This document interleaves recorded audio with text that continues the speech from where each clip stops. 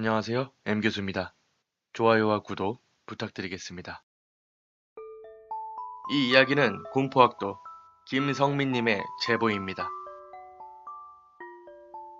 저는 옛날에 복도식 아파트에서 살았습니다. 저희 옆집에는 할머니와 할아버지께서 사셨는데 그중 할머니께서는 돌아가셨습니다. 왜냐면은 자살을 하셨거든요. 그런데 그 할머니께서 자살을 하시고 나서 무서운 일들이 벌어졌습니다.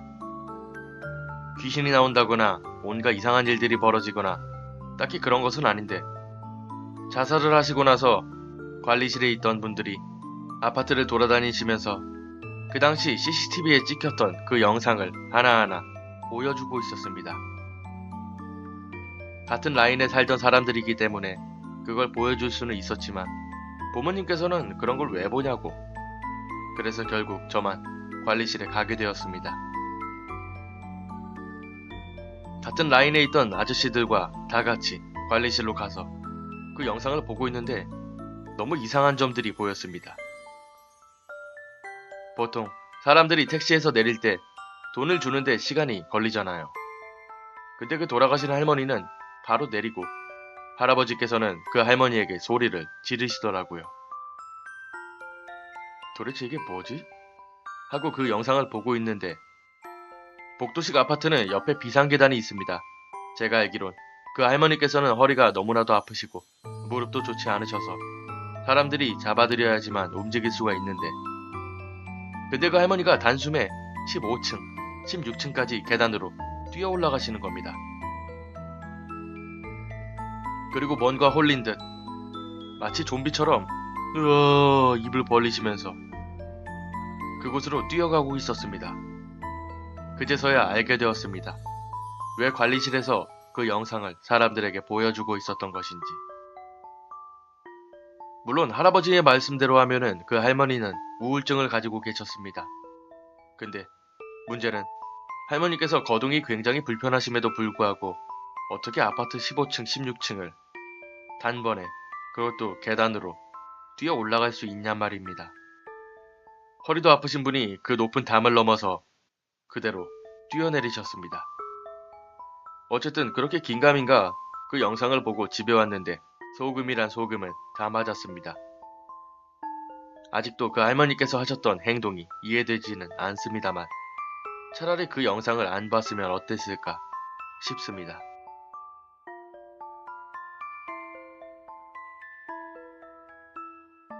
뛰어 올라가시는 겁니다. 그리고 뭔가 홀린 듯 마치 좀비처럼 으어 입을 벌리시면서 그곳으로 뛰어가고 있었습니다. 그제서야 알게 되었습니다. 왜 관리실에서 그 영상을 사람들에게 보여주고 있었던 것인지. 물론 할아버지의 말씀대로 하면은 그 할머니는 우울증을 가지고 계셨습니다. 근데 문제는 할머니께서 거동이잖아요. 근데 그 돌아가신 할머니는 바로 내리고 할아버지께서는 그 할머니에게 소리를 지르시더라고요. 도대체 이게 뭐지? 하고 그 영상을 보고 있는데 복도식 아파트는 옆에 비상계단이 있습니다. 제가 알기론 그 할머니께서는 허리가 너무나도 아프시고 무릎도 좋지 않으셔서 사람들이 잡아드려야지만 움직일 수가 있는데 근데 그 할머니가 단숨에 15층, 16층까지 계단으로 그중 할머니께서는 돌아가셨습니다. 왜냐면은 자살을 하셨거든요. 그런데 그 할머니께서 자살을 하시고 나서 무서운 일들이 벌어졌습니다. 귀신이 나온다거나 온갖 이상한 일들이 벌어지거나 딱히 그런 것은 아닌데 자살을 하시고 나서 관리실에 있던 분들이 아파트를 돌아다니시면서 그 당시 CCTV에 찍혔던 그 영상을 하나하나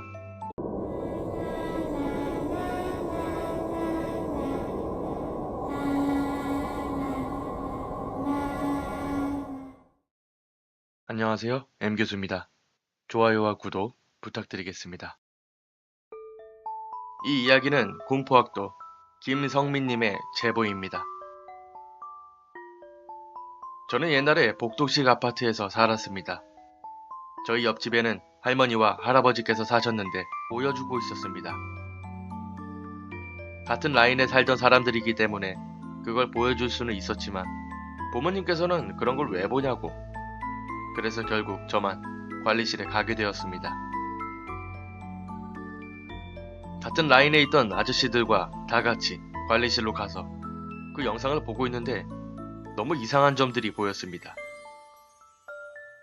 보통 사람들이 택시에서 내릴 때 돈을 주는데 시간이 걸리